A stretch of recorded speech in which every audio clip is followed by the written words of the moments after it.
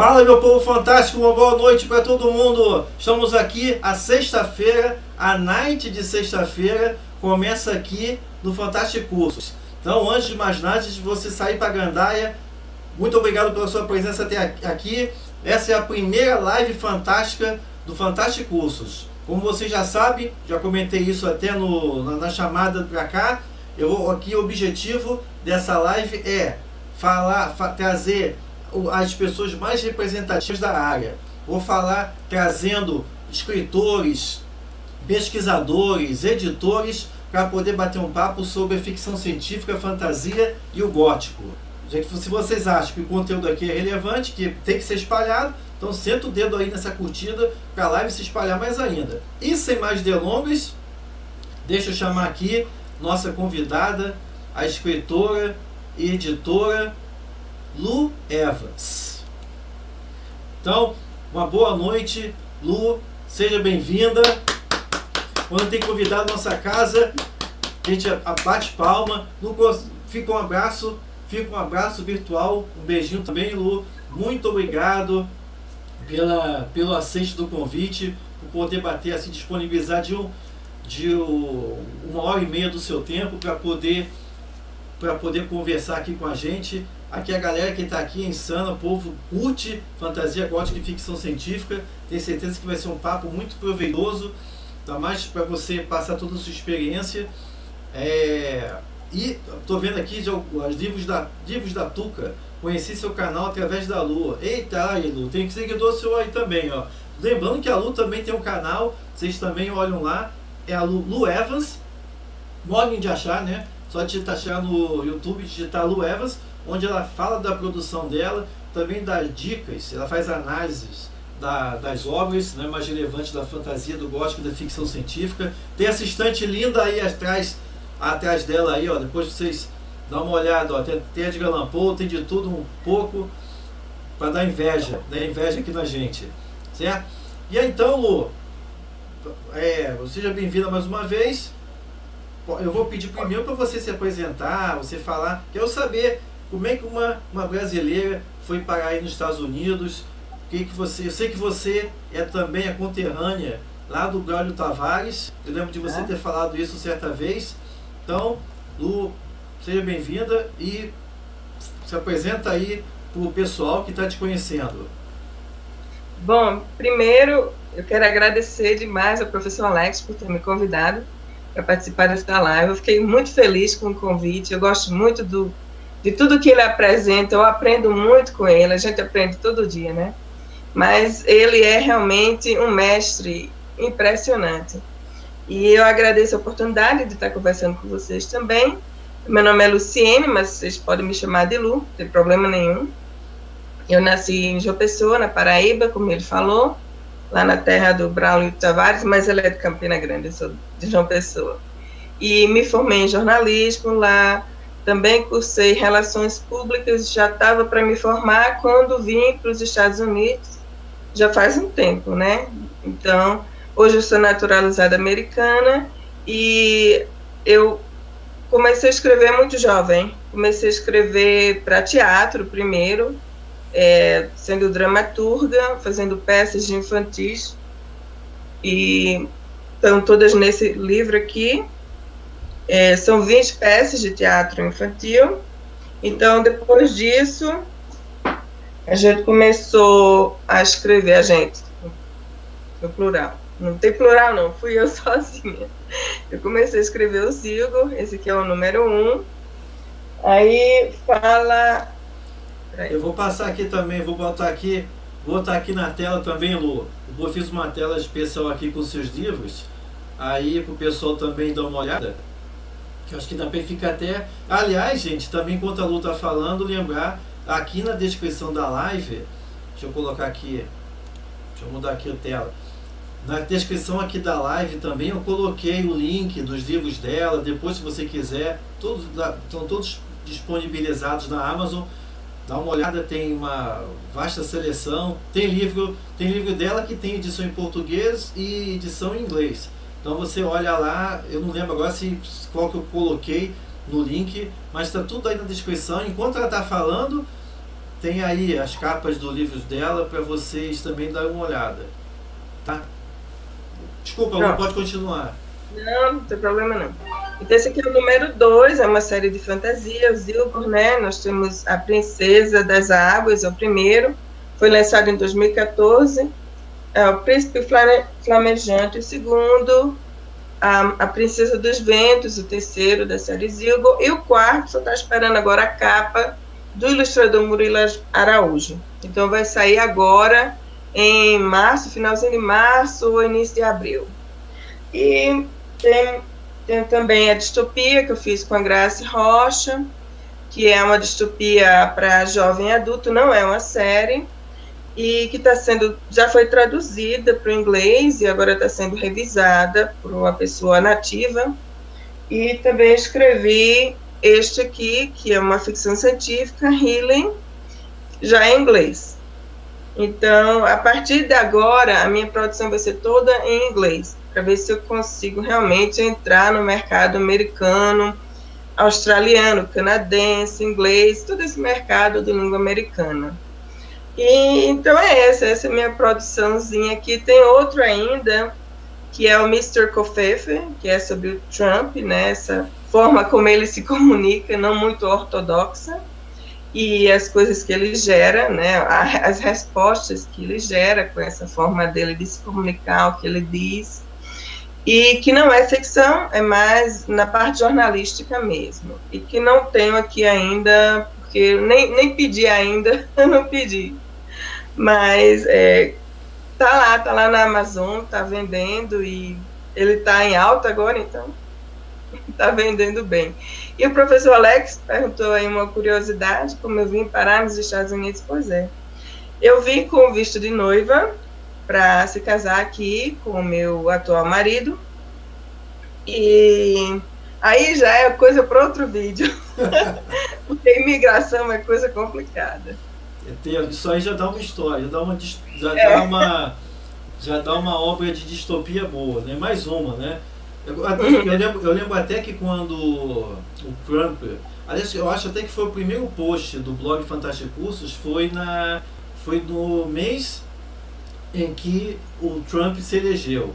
Aí eu fiquei motivado até, falei assim, não, vou fazer. Então, inclusive, o primeiro post é sobre distopia. Eu até aproveitei para falar do Conto da Aia, da Margaret Atwood, já que ela tinha escrito a obra no mesmo contexto dos anos 80, também na época em relação ao Ronald Reagan, que também já era um governo mais vinculado à direita, né?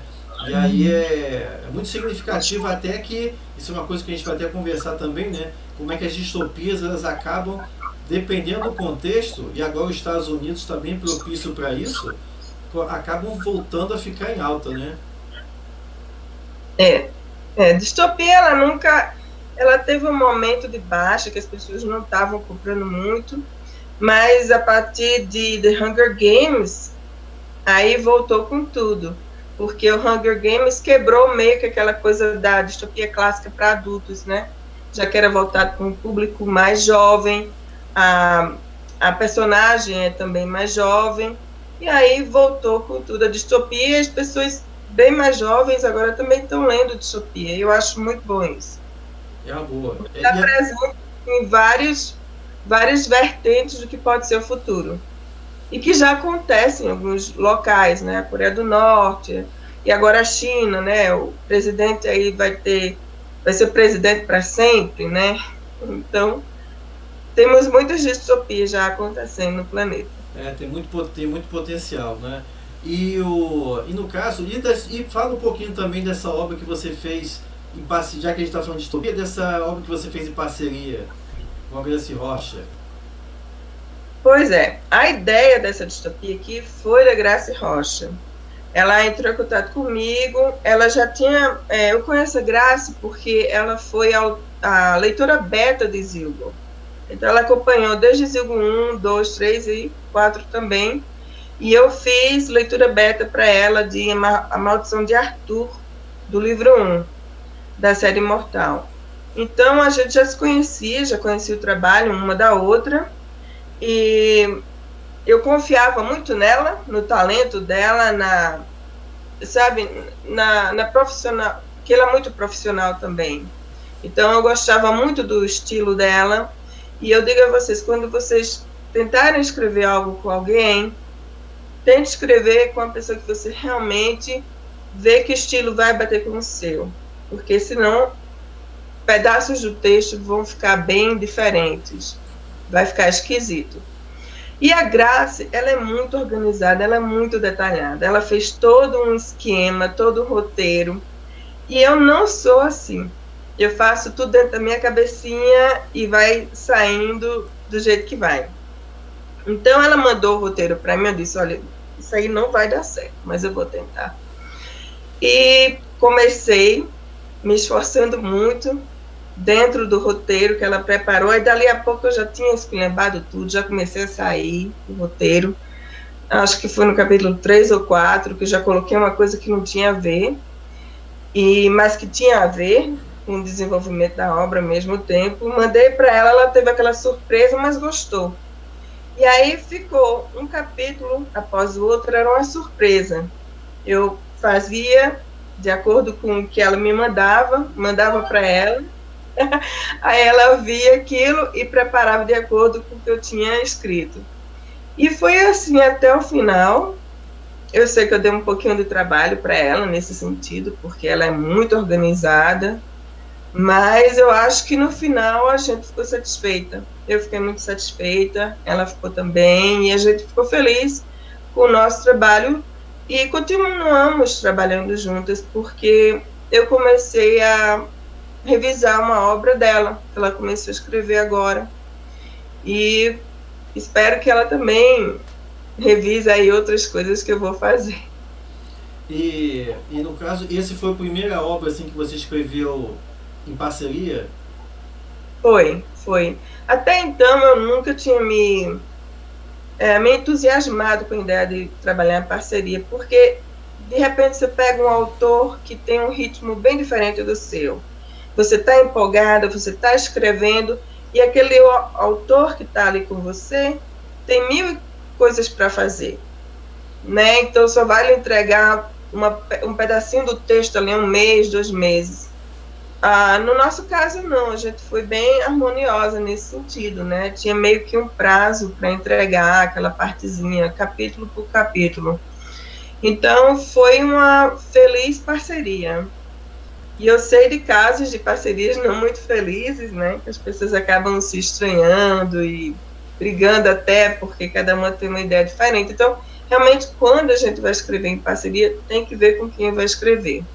Eu lembro até também, eu lembro de uma postagem sua no Facebook que você comentou isso, dessa coisa, né? Que é uma rara sintonia, que quando funciona, que quando dá certo, a obra sai direito, né? Que senão a obra até sai, não apenas a obra não sai, mas também a amizade também vai pro brejo. Pois é. Mas no caso da gente não, se fortaleceu ainda, e eu admiro muito a Grace como autora. Ela, eu não sei se ela ainda está, mas ela era uma das gerentes da editora Pendragon, ela e a Priscila, e me parece que a Grace resolveu sair, eu não tenho ainda essa informação, porque eu não falei com ela nos últimos dias. Então, ela tem toda essa experiência também, como uma grande editora, como editora de uma grande empresa, né, que trabalha com fantasia, e, assim, ela tem um currículo muito bom. Então, realmente, eu me dei bem nessa parceria. Que beleza. Deixa eu ver aqui que o pessoal também está falando. O Livros da Tuca está dizendo que Illy é sensacional. Eu já li, ela está comentando aqui. Boa noite, Alessandra. Alessandra está chegando. O Roberto está dizendo que a rede lá, Mainha, a rede caiu, perdi essa organização. Corre aí atrás aí, Roberto, que vai voltar.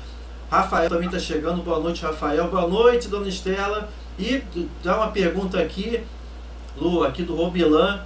O Robilan está perguntando o seguinte, eu vou fazer aqui logo no início, já que a gente está falando aí dessa parte da sua apresentação, né? Lu, a senhora vive de escrever ou tem algum outro trabalho? Já está rica já, Lu? Já está rica aí já de escritora? A pergunta que não quer calar. Não, imagina se a pessoa, a autora independente vai ficar rica, vai se sustentar. Eu sempre trabalhei muito aqui nos Estados Unidos, fazendo coisas diferentes. Eu sou, como é que fala em português? Optometrist, pessoa que cuida da visão, dos óculos. Oftalmologista? Não, a outra, meio técnico. Ah, sim, optometrista. Isso também tem aqui no Brasil. Pronto. Então, só não me pergunte especificidades de um e de outro. Não tem problema, gente. Vamos passar direto, então. Então, eu estava trabalhando nisso e no final do ano passado, quando eu resolvi fazer a Vintage Collection, que é um selo de livros clássicos na área de literatura fantástica, principalmente, eu vi que ia dar para me desvincular desse trabalho que não é na minha área de literatura, e eu resolvi realmente embarcar na literatura e comecei a fazer a Vintage Collection, que no momento eu estou vendendo pela Amazon e vai para bibliotecas, vai para fundações, escolas, quem quiser comprar, inclusive empresas, né? E também vende na Europa, então eu vendo muito para a Europa e para os Estados Unidos. Canadá eu vendo mais ou menos, no entanto, é mais Estados Unidos e Europa, ali o Reino Unido. E é um trabalho que me permitiu sair do que eu estava. No início eram poucos títulos, então a gente vai colocando mais título e à medida que vai tendo mais produto, você vai vendendo mais e vai... Enfim, o trabalho vai deslanchando, né? Como uma bolinha de neve que vai crescendo. E é uma coisa que me deixa muito feliz. Mas como escritora, não, tá? Como escritora, ainda estou... a Tuca, né? O livro da Tuca, boa noite, Virgínia. Ela fez a resenha do Healing e eu gostei muito da resenha. E o Healy foi minha primeira tentativa de entrar no mercado americano, mas é lógico, a pessoa quando começa algo não sabe dos detalhes, só vai aprender quando leva, né, as porradinhas. Então o Healy, gente, ele é isso aqui, pra cá. Deixa eu colocar você aqui inteira, que aí dá para o pessoal ver o livro. Ó, ele é fininho, tá bom? São 36 mil palavras. Depois que eu escrevi tudinho, que eu comecei a mandar para os agentes literários, foi que eu entendi que aqui nos Estados Unidos, as editoras que trabalham nos Estados Unidos, Canadá, Europa, Austrália, não publicam nada com menos de 50 mil palavras. Pega aí, Dolo, pega aí. Calma, presta atenção, se liga. Já nos toques aí, olha, já estou começando os toques da Lu. Se liga aí se liga nos toques que ela vai começar já a dar, hein? E compara, é bom que a gente pode comparar com a realidade brasileira. Exatamente. Então, 36 mil palavras só publicam algo, só pensam em aceitar o seu material para dar uma olhada se tiver no mínimo 50 mil, sendo que eles preferem que seja de 80 mil até 100 ou mais do que isso. Então, como o Healy já era uma obra que já tinha sido concluída, fechadinha, eu resolvi não tentar aumentar, deixei lá na Amazon mesmo, para vender de forma independente, e agora eu estou fazendo a tradução do Zilgo, que o Zilgo tem mais de 100 mil palavras, então não tenho mais esse problema. E o que eu for escrever de agora em diante tem que ser 50 mil palavras em diante, para poder os agentes literários se interessarem. Porque é uma diferença bem grande entre o mercado editorial brasileiro e americano, no que diz respeito a essa operação de contato com os autores iniciantes, é que as empresas americanas, elas estão circundadas, né, como se fosse um escudo mesmo, pelos agentes literários. Você não consegue chegar em uma editora sem ter a ajuda de um agente literário. No Brasil, não. No Brasil, as pessoas mandam direto para as editoras, né? Esse é o caso mais comum que eu conheço, porque os agentes literários no Brasil, eles só vão representar os autores que já estão consagrados, ou então as celebridades que têm uma base muito larga de fãs. E esse, eu acho que é a maior dificuldade para mim aqui. Primeiro, que eu fiz uma coisa que não daria, por questão de tamanho, e segundo, que a gente tem que realmente chamar a atenção do agente literário, de forma que eles... Porque você tem que mandar uma carta, né, primeiro, falando um pouco sobre a sua obra. Aí, depois disso, você tem que mandar um resumo, uma sinopse. Aí, depois disso, se eles concordarem, você manda o texto. Então, é uma coisa que pode levar meses, 6 meses, 8 meses, até que eles digam, tá bom, vamos trabalhar juntos. Beleza. E aproveitando aqui também, uma pergunta, eu estou travado aqui ainda, agora que eu estou vendo, a Estela até comentou que eu estou travado aqui na câmera, mas beleza, a convidada não estando travada, tá tudo jóia. A Raquel está perguntando aquilo, o seguinte, gostaria de saber que autores te inspiram e influenciam a sua escrita, e que você recomendaria para qualquer autor aspirante? Olha, eu leio muito jovem, desde muito jovem, né? Como a maioria dos escritores. Quando a gente nasce para ser escritor, eu não estou dizendo que eu nasci para ser escritor, mas eu penso, né? Eu tenho as minhas esperanças. Eu sempre li muitos autores e fui formando uma coxinha de retalho. Hoje em dia, eu posso dizer para você que o Edgar Rice Burroughs, de Uma Princesa de Marte, me influenciou muito em uma determinada época que eu estava concluindo o livro 1 ou 2 de Zilgo, e eu comecei a ler as obras de Edgar, e eu gostei muito daquele formato de Pulp Fiction, porque antes ele escrevia para revistas, ele publicava as histórias dele em capítulos em revistas. Então tinha toda aquela coisa de deixar um ganchinho no final do capítulo, e eu achei muito legal aquela estrutura. Outros que me influenciam... Só para poder... Desculpa, só para situar o pessoal, lembrando, gente, que é o escritor que a Lu comentou. Deixa eu ver se eu já travei. Não, eu tô travadão, congeladão.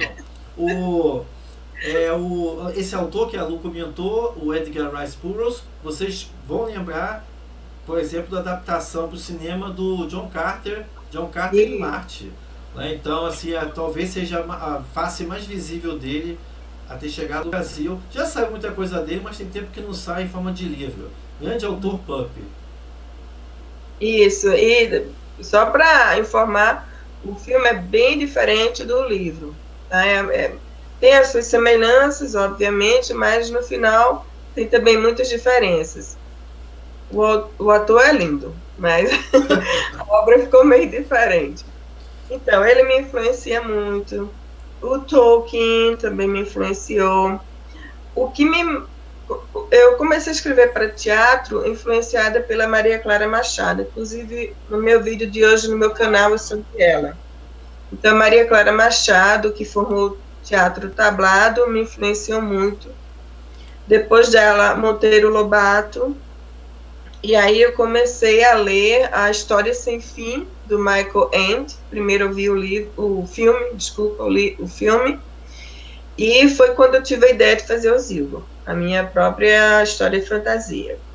Aí depois eu achei que era uma coisa assim muito bobinha, deveria ser mesmo, porque era a primeira versão da obra.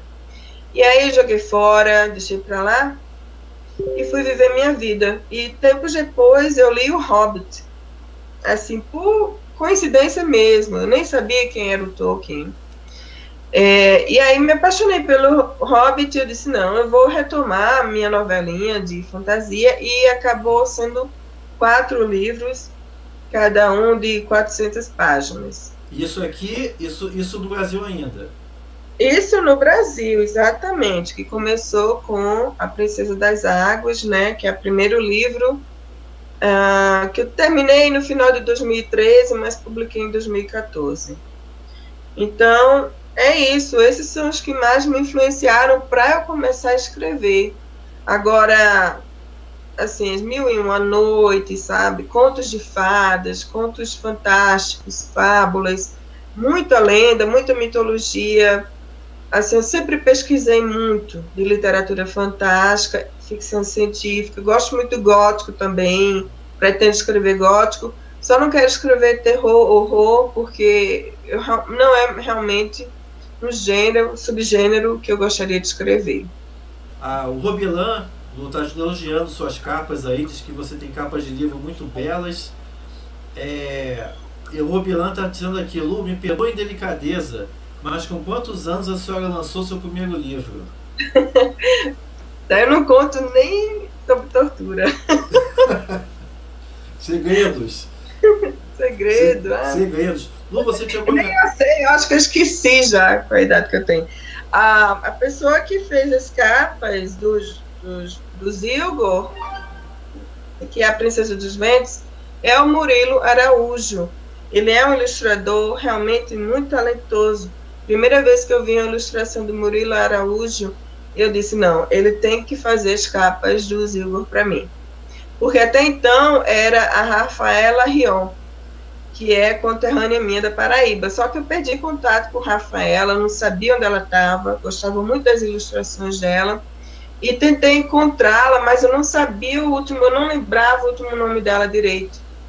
E aí, depois que Murilo e eu, a gente acertou de fazer as capas, foi que eu encontrei Rafaela, alguns anos depois, né, 2 anos depois que nós começamos a trabalhar juntos.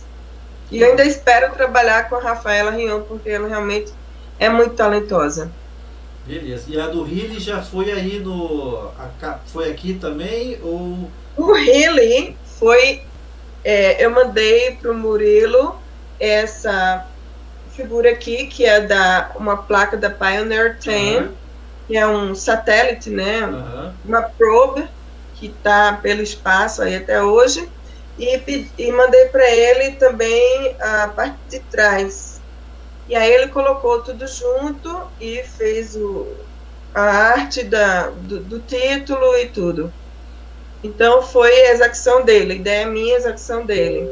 Qual que é a sua rotina? De onde que vêm suas ideias? Como é que você faz para escrever?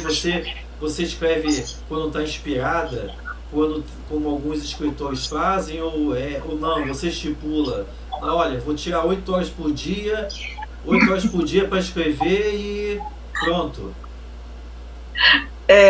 Então, escrever é 10% inspiração, 90% transpiração. É um trabalho duro, é um trabalho intelectual duro, que você senta às vezes na frente do computador e que as pessoas chamam de bloqueio do escritor. Eu não chamo assim. Eu acho que a gente tem que ter paciência para esperar as ideias chegarem, às vezes. E as pessoas, nesse ritmo de vida que a gente tem hoje, elas querem tudo muito rápido, querem tudo imediato e ficam dizendo que é bloqueio de escritor. Eu acho que as pessoas têm que se concentrar. Eu tento escrever quando eu não tenho ideia, quando eu me vejo ali no beco sem saída. O que eu faço? Eu volto e começo a corrigir tudo, nem que seja para trocar a vírgula por ponto. E no decorrer disso, já vão surgindo ideias para mim. Às vezes, se é para parar e pesquisar um pouco, eu também faço isso. Eu acho que o escritor, ele é um pesquisador. Porque a pior coisa do mundo é você abrir uma obra e começar a ler e ver que aquela pessoa não sabe nada daquilo que estava escrevendo. Por exemplo, você vai falar sobre... É uma fantasia, digamos, onde existe a Cleópatra, né, aquela rainha do Egito. Se você for pesquisar a Cleópatra, você vai ter mais riqueza naquela personagem, você vai ter mais detalhe, até para formar a personalidade dela. Mas tem gente, realmente, eu não sei se é porque a pessoa quer fazer algo muito original, ou se tem aquela preguicinha de pesquisar sobre aquela figura, né, a Cleópatra, e vai fazer tudo de acordo com essa cabeça. Então, eu acho que o bom escritor, ele tem que ter também uma noção de ser um bom pesquisador. Eu tento escrever todo dia pela manhã. Eu acordo muito cedo, eu acordo 6 horas para preparar minha filha para ir para a escola. E às 7 horas eu começo a escrever. E eu escrevo por 2 ou 3 horas. Eu não escrevo muitas horas por dia, porque porque a minha vida é bem agitada. E aí tem meu trabalho na Vintage Collection também, tem coisas da vida, ir para ginástica, né? Porque a gente tem que se manter saudável, ter pique para poder fazer essas coisas da vida e escrever também. E aí, depois que eu pego ela na escola, às 3 horas, aí só vou parar lá para as 9 horas. Tem que levar ela num canto, no outro, ensinar a tarefa de casa, ler também junto com ela, para desenvolver nela o hábito de leitura. São várias coisas. Aí eu escrevo das 9 até as 11, 11h30 da noite também. E vou dividindo meu tempo da melhor forma possível, né? Acho que todo mundo é assim. Quando você não vive somente de escrita, você tem que dividir o seu tempo com muitas coisas. E mãe, dona de casa, é assim mesmo, a gente vai levando. E o importante é se divertir. Cadê? Ah, sim, Livros da Tuca te perguntado, Lu, essa série Zilgo encontramos na Amazon. Gente, o Livros da Tuca, eu coloquei aqui também, eu coloquei aqui na descrição da live, se você baixar aí depois, você vai ver o link para os livros que a Lu está comentando aí, o da série Zilgor, também o Healy, o Somnis e também o Mr. Como é que é o do Trump? Covfefe. Também tá aí, tá link para todos os links da Amazon para vocês conhecerem e também, caso queiram, também comprar o livro que por isso que também os links estão aí para vocês conhecerem e conhecer. Inclusive eu nem coloquei também os links da coleção da Vintage da Lu, que ela vai falar também aí, mas antes disso, Lu, a Livros da Tuca está dizendo, Lu, eu consegui adquirir o Healy, livro físico, através da Amazon. Já o Robilan está falando o seguinte, a ideia é o mais fácil, o difícil é colocar no papel. Isso. Exatamente. Olha, a Virgínia tem um canal excelente, o Livros da Tuca. Não apenas porque ela me fez a resenha do Healy para mim, mas realmente está de parabéns. Eu não perco um vídeo dela, assim como não perco um vídeo do Fantastic Cursos. E ela sempre me apoia muito. E eu fico muito feliz que ela tenha conseguido encontrar o Healy, o físico, porque é muito difícil. Você veja, quando eu lancei o Healy, eu abri lá depois a Amazon e tinha milhares de links, assim, milhares não, né? 10, 11 links de outras pessoas vendendo o Healy também. O que eles fazem? Eles compram da Amazon, deixam lá no estoque deles e vendem mais caros do que eu. Então, eles têm mais lucro do que eu. E isso acontece muito, aconteceu com o Healy, porque é em inglês. Então, tem sebos, digamos assim, que dizem usado como novo, e que vendem, se o livro for $10, vende por 15, 20, para poder ter... eu não sei onde ela conseguiu, mas, de qualquer forma, parte de mim, então eles têm que pagar uma partezinha para o site não, né? Para o link original que colocou aquele livro. Então, o mercado é muito complicado nos Estados Unidos, né? É muita gente publicando e muita gente vendendo sem que você nem saiba. Eles vendem a sua obra sem que você nem saiba. Que legal. E o Lu, tem uma pergunta aqui do canal Bucólico, que é o seguinte... Carol! Então, tá aí, ó, tá aí na live. Ela está perguntando quais as perspectivas do cenário de ficção científica e literatura fantástica atual para vocês. O que está rolando? O que está rolando aí nos States, Lu, que você observa que é uma tendência? Ou então, por exemplo, hoje eu ouvi falar que as próprias distopias, as distopias Young Adults, que você comentou até no início, como o Hunger Games, o Maze Runner, elas deram uma esfriada, né? Isso a gente pode perceber. Agora, o que você está percebendo aí que está em alta, que você percebe que pode virar tendência? No campo do fantástico em geral aí, na ficção científica e na fantasia principalmente. As pessoas, elas devem escrever aquilo que elas querem, aquilo que elas gostam. E não, porque você vai encontrar pessoas pelo meio do caminho dizendo, não escreve isso não, escreve aquilo, porque agora é aquilo que está vendendo. Então, você tem que ir pensar bastante antes de tomar sua decisão, se você vai querer deixar aquele projeto que está te empolgando para fazer algo a mais, porque existe uma promessa de ganho ali.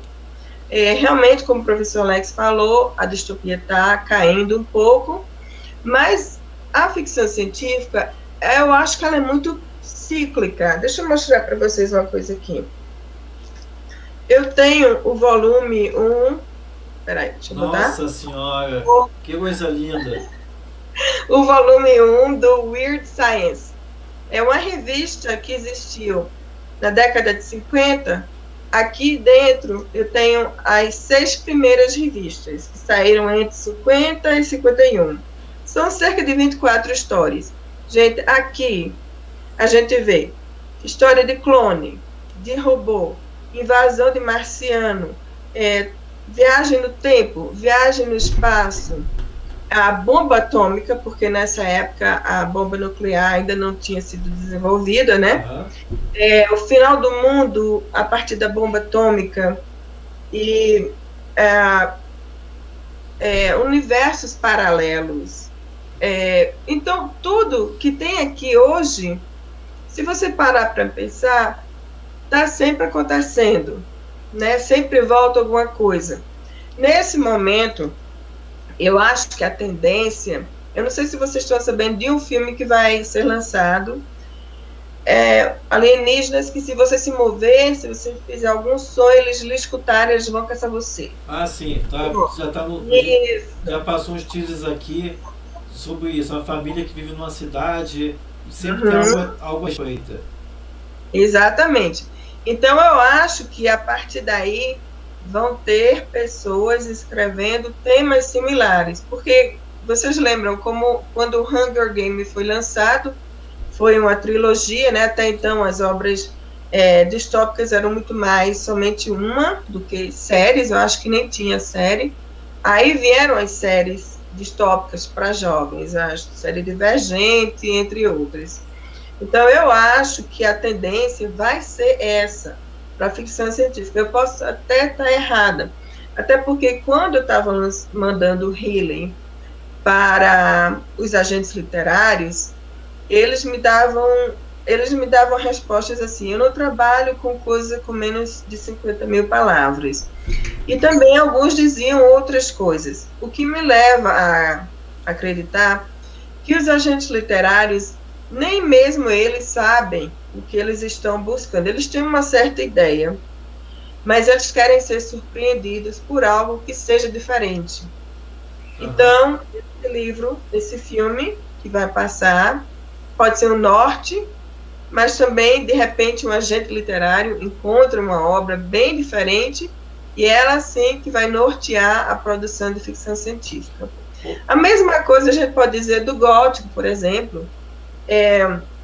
Eu estava pensando outro dia, quando eu estava fazendo universidade, eu fiz algumas matérias de cinema, eu tinha um professor que tinha uma coleção de filmes enorme, e ele teve um período que ele fez um especial para a gente só com filmes de múmia.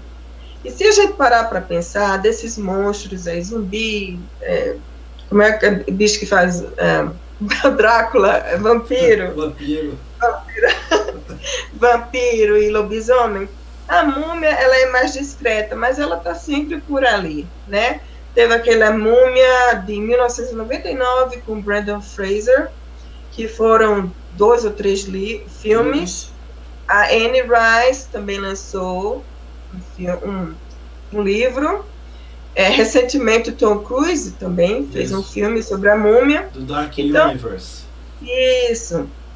Então, no gótico, são mesmo os monstros, no terror, horror, né, digamos, são mesmo os monstros, porque os monstros, eles são aquela parte escura nossa, aquela parte ruim, malvada, perversa nossa.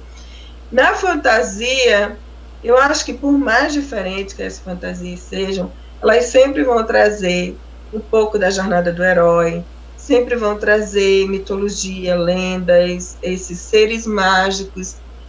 E, nesse sentido, a fantasia ela é mais fácil de escrever. Tem algumas que se distanciam um pouco, mas se você estudar com cautela, você vai ver que ali dentro tem muito dessa base que vem, nossa, de tanto tempo atrás, desde o início da nossa civilização, né? A gente começou a primeira obra, a Gilgamesh, o épico de Gilgamesh, tem ali toda a fantasia e também algumas coisas de ficção científica até. Então é isso, tendência mesmo, não sei porque é difícil, cada agente literário, cada editora são formadas de pessoas, e as pessoas são diferentes, com gostos diferentes, e elas têm a sua própria agenda. E Lu, você fala um pouquinho também da...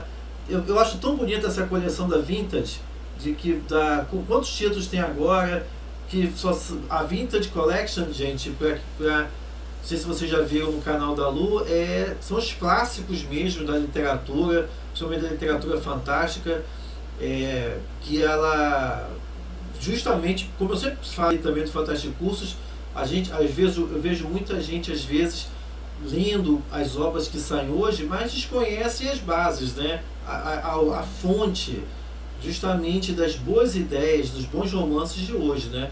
Então, Lu, fala um pouquinho aí dessa coleção linda. E você é editora. A Lu não é apenas escritora, mas também é editora, né? Então, bom, a Vintage Collection hoje está com 60 títulos.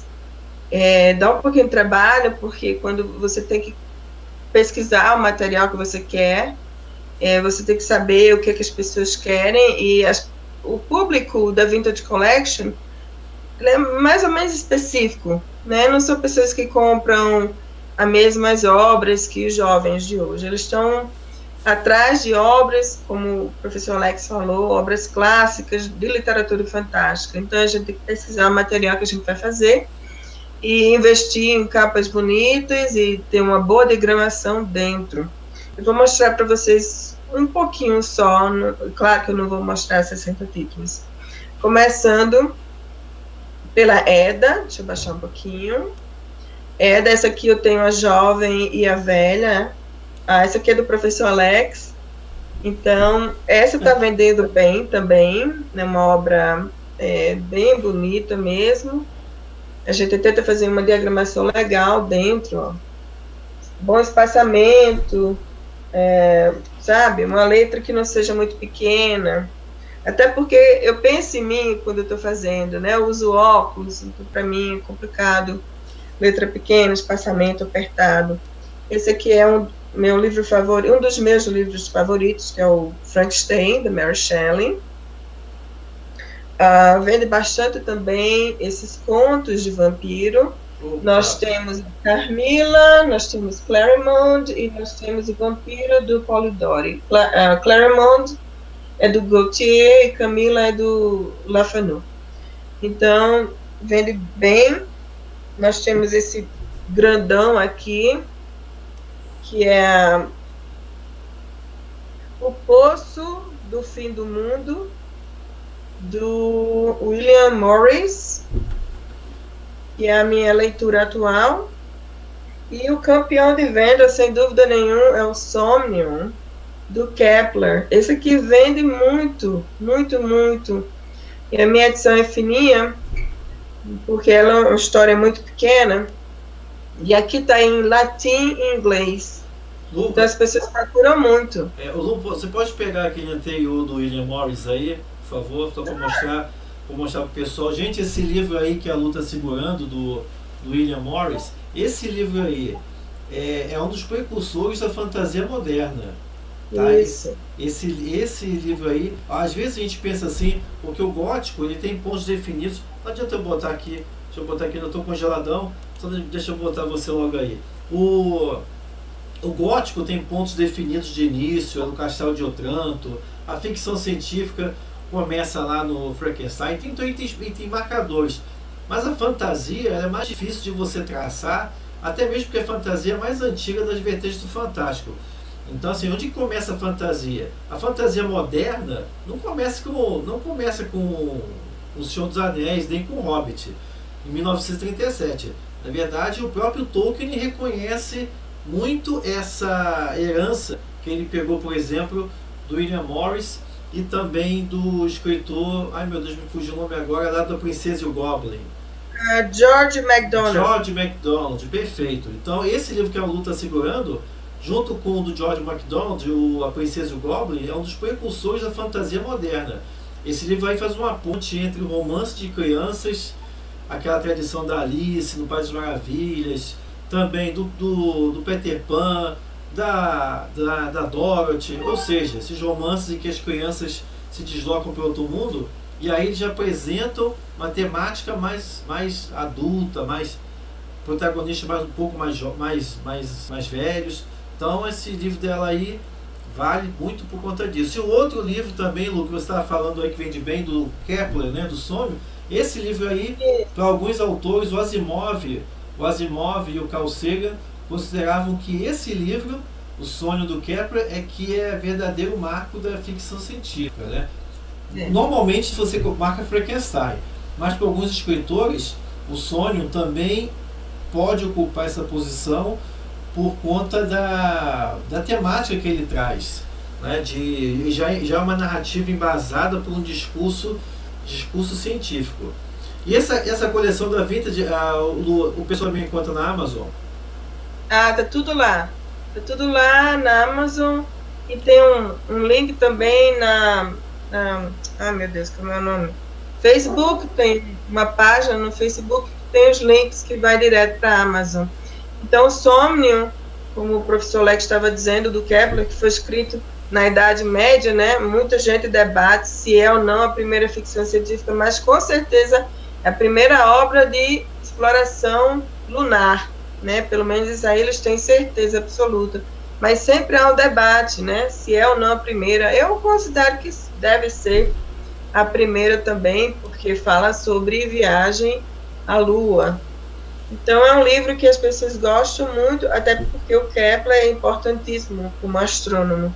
E Lu, uma outra questão também, a gente estava comentando sobre isso, você falou da publicação como editor e tal. O que você recomenda para quem está começando? Corre atrás de um agente para publicar, ou então tenta publicar por conta própria? O que você acha? Eu não sei, nos Estados Unidos, como é que isso opera mais ou menos? Com relação a ser autor independente, eu acho que nos Estados Unidos tem muito mais mercado para isso. As pessoas aqui leem muito mais, isso não é novidade nenhuma, né? Todo mundo sabe.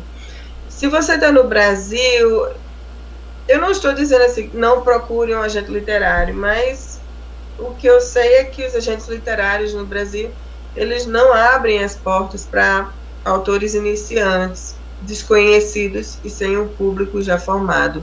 Eles querem ir na coisa certa, que eles sabem que vão ganhar dinheiro. Então eles preferem trabalhar com autores que já têm o seu público, já são com renome, ou então com celebridades, né? Não é à toa que tem tanto youtuber lançando livro por aí.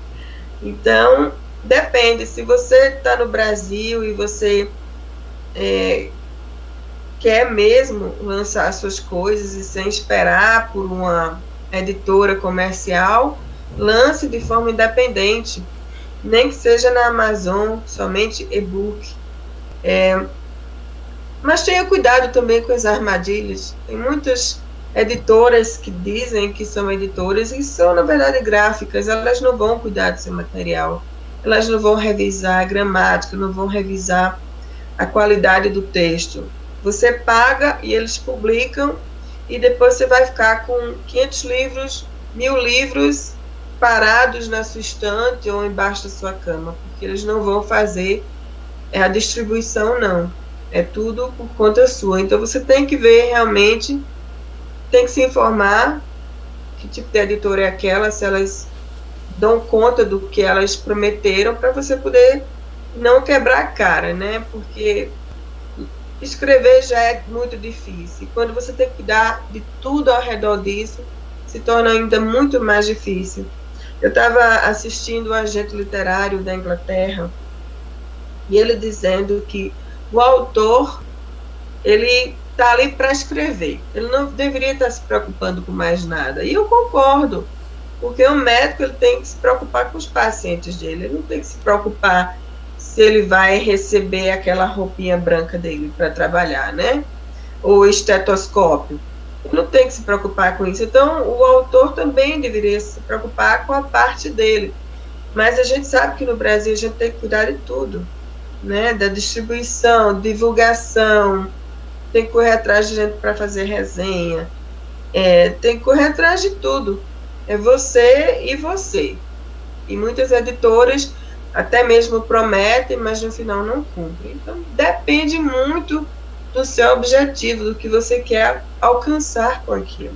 O canal Bucólico está perguntando, vocês acham que o Brasil consegue produzir bons livros sobre os monstros clássicos? Repete, por favor, professor. Vocês acham que o Brasil consegue produzir bons livros sobre os monstros clássicos? Eu acho que nós temos muita imaginação, né, Carol? Então a gente quer muito atingir esse mercado para ganhar em dólar e para ser famoso no Brasil, porque é muito difícil a gente ser famoso no Brasil estando no Brasil. A gente tem que sair do Brasil, fazer todo um trabalho fora para poder depois a gente ainda estar congelado, viu? Estou congelado, estou aqui. Mas pelo menos está sorrindo. Estamos aí. Tá bonito, tá bonito. Pelo menos não estou fazendo careta. Isso. Então é isso, eu acho que a gente tem que deixar, sabe, a gente não tem que superar tanta coisa na vida, né? Então vamos superar também essa questão da gente se sentir vira-lata com relação aos Estados Unidos, porque a situação aqui também não é essa coisa toda não. As pessoas endeusam muito os Estados Unidos, mas aqui a gente tem um índice de pobreza que está crescendo cada dia mais. Nós temos um índice de crianças que têm fome, entendeu? De pessoas que não têm saúde, porque não tem um plano de saúde, e o Trump está querendo realmente tirar o plano de saúde de quem tem. Muitos benefícios que eram dados para as mães solteiras foram retirados também. Então, aqui a pobreza está meio que se estabelecendo. Eu não sei quais são os planos dele, talvez virar um ditador aí de uma república da banana, como ele quer transformar os Estados Unidos, mas a gente não vai discutir política.